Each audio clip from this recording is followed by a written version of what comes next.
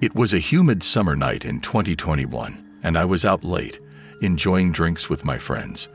The city was alive with the sounds of nightlife, and we wandered through the streets, our laughter mingling with the distant music from the bars and clubs. We meandered without a particular destination, exploring the familiar yet somehow different streets under the moonlit sky. The warm air felt heavy around us, but the joy of youth and freedom kept our spirits high. As we ventured into our neighborhood, the familiar houses and gardens took on a mysterious aura in the darkness. It was as if we were seeing our daily surroundings through a new, more intriguing lens. Our conversations flowed seamlessly, ranging from the mundane to the profound. It was one of those nights where everything felt significant, and our bond as friends seemed unbreakable. As we approached a particularly dense bush, something caught my eye. It was subtle at first, a slight movement that I would have missed if I hadn't been looking directly at it. My heart skipped a beat. "Did you see that?" I whispered to my friends, pointing towards the bush. They crowded around, squinting into the darkness. Suddenly, a figure shifted within the bush. It was someone, crouched and trying to remain hidden. The sight was so unexpected and bizarre that it sent a chill down my spine. I couldn't help it. A scream escaped my lips, a mixture of fear and disbelief. My friends echoed my scream, and then, almost instantly, we burst into nervous laughter.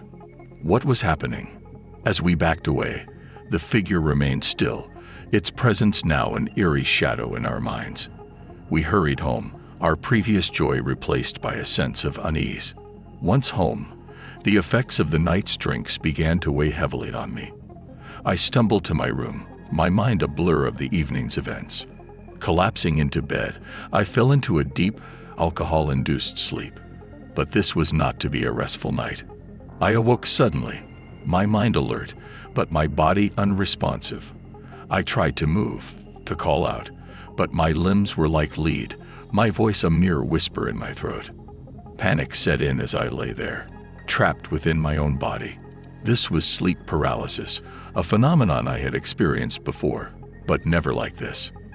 The room was dimly lit by the moonlight filtering through the curtains. It was then that I heard it. A low, disturbing noise that seemed to come from within the room. My eyes darted around, desperately seeking the source of the sound. And then I saw it. A grotesque, ghost-like apparition at the foot of my bed. The figure appeared to be floating, its body barely visible, its form shifting and undulating in the shadows. My heart pounded against my chest, fear gripping me tightly. I wanted to scream, to run, but I was a prisoner in my own body. The apparition seemed to sense my terror, its presence becoming more oppressive. The air in the room grew colder, the sense of dread overwhelming. I strained against the paralysis, fighting for any semblance of movement. And then, with a surge of adrenaline, I broke free of the paralysis.